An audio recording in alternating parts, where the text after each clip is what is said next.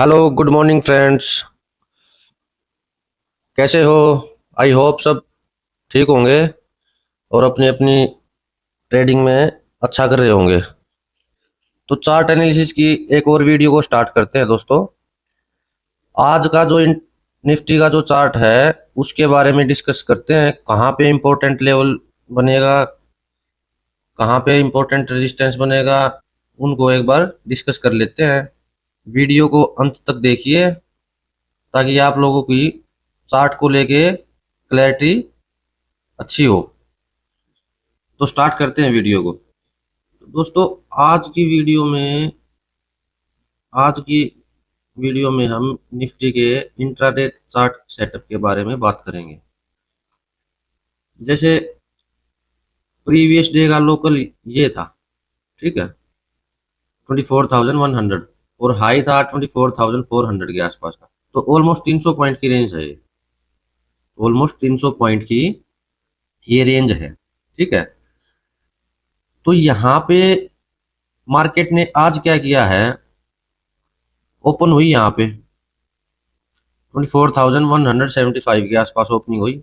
उसके बाद में हाई लगाया इसने 24,224 का और लो लगाया इसने 24,100 के आसपास का ही।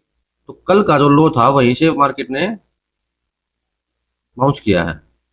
अभी ट्रेडिंग स्ट्रक्चर को समझते हैं, ट्रेड प्लान को समझते हैं हम। यहाँ पे ये जो रेंज है ये 300 पॉइंट की है, ठीक है। अब यहाँ पे मार्केट साइडवेज स्ट्रक्चर में है, कंसोलिडेट कर रही है। यहाँ पे अपने को क्या करना है, मार्केट को कंडीशन देनी है। अगर देखो कहीं भी ट्रेड करने से अवॉइड करना, इस ये जो 300 पॉइंट की रेंज है इसमें कहीं भी ट्रेड करने से अवॉइड करना आपको।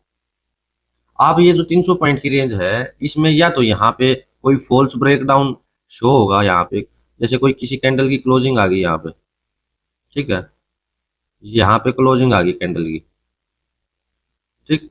तो यहाँ पे हम हमारे को कौन सा सेटअप बनेगा, जब किस साइड की ट्रेड करनी है वो बता देता हूँ मैं आपको। जैसे यहाँ कंसोलिडेट कर रही है, मार्केट ने ब्रेकडाउन दिया, कैंडल की क्लोजिंग आ गई, लेकिन अगर यहाँ पे मार्केट ने होल्ड करके इसको, इस कैंडल के ब्रेकडाउन कैंडल के लो को नीचे की तरफ काट दिया, उस केस में हम सेल साइड की तरफ ट्रेड प्लान करेंगे, ठीक है। क्योंकि लेवल की रीटेस्टिंग बहुत जरूरी है। यहाँ पे ट्रैप कर सकते हैं आपको, आप लोगों को यहाँ पे ट्रैप कर सकती है मार्केट, ठीक है।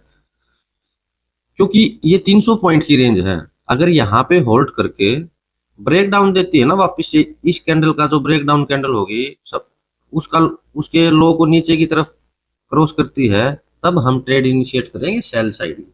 बाय साइड में कब जाना है अपने को, बाय साइड में जब जाना है जब यहाँ पे ब्रेक डाउन सीन क्रिएट हुआ, ठीक है, ब्रेक डाउन का सिनेरियो क्रिएट हुआ, यहाँ पे ब्रेक डाउन करके यहाँ फॉल, अगली कैंडल ने ही या उससे अगली कैंडल ने यहाँ पे वापिस से क्लोजिंग दे दी इस लेवल के प्रीवियस डे का जो लो है उसके अंदर। तो ध्यान रखिए यहाँ पे मूव बहुत फास्ट आएगा, जो अप साइड का मूव बनेगा वो फास्ट आएगा, क्योंकि मार्केट ट्रैप करके और फिर अंदर जाएगी ना, यहाँ की प्रीवियस डे की लो की जो लिक्विडिटी है उसको स्वीप करके वापिस से अंदर की तरफ जाएगी। तो ये मूव उस केस में हम बाय की तरफ प्लान करेंगे अपनी ट्रेड को, ठीक है, उस केस में हम बाय की तरफ प्लान करेंगे। या एक केस और देखते हैं, अगर यहाँ पे फॉल्स ब्रेक डाउन आता है, ऊपर की तरफ क्लोजिंग आती है कैंडल की, तो यहाँ पे अपने को टारगेट, फर्स्ट टारगेट कौन सा लेना है, ये लेवल लेना है 24,300 से 320 के 20 का जो लेवल है, इसको टारगेट रखेंगे हम फर्स्ट टारगेट। और अपना अगला टारगेट होगा प्रीवियस डे का हाई, ठीक है। अब देखते हैं यहाँ पे एक केस और बनेगा। अगर सपोज करते हैं यहाँ पे मार्केट यहाँ कंसोलिडेट कर रही है, यहाँ नीचे आ गई और यहाँ ब्रेक डाउन करने से पहले कंसोलिडेट करने लगी, ठीक है, यहाँ कंसोलिडेट कर रही है, अभी यहाँ ब्रेक डाउन करने से पहले मार्केट ने यहाँ पे कंसोलिडेशन शुरू कर दिया। ठीक है, आधा घंटा पौना घंटा के आसपास यहाँ कंसोलिडेट किया। कंसोलिडेट करके जब ये ब्रेक डाउन देगी ना, उस केस में भी हम सेल साइड का ट्रेड इनिशिएट करेंगे। ठीक है, तो हमने सेल साइड की ट्रेड प्लान के बारे में डिस्कस कर लिया, बाय साइड की ट्रेड प्लान के बारे में डिस्कस कर लिया। ठीक है, अब सेल साइड का एक और स्ट्रक्चर बनेगा, यहाँ बन सकता है। यहाँ पे क्या है, ये मैंने आपको कल की वीडियो में भी बताया था कि ये जो लेवल है 24,400 से 24,420 का जो लेवल है, ये लेवल बायर्स के लिए और सेलर्स के लिए मेक और ब्रेक लेवल है। 24,400 का जो लेवल है, ये लेवल बायर्स के लिए और सेलर्स के लिए मेक और ब्रेक का लेवल है। ठीक है, तो यहाँ पे सेल साइड का स्ट्रक्चर कब बन सकता है, हम ट्रेड किस स्ट्रक्चर पे, किस सेटअप पे करेंगे। जैसे मान के चलो यहाँ से फॉल्स ब्रेक डाउन दिया मार्केट ने, वो यहाँ तक का दे दिया।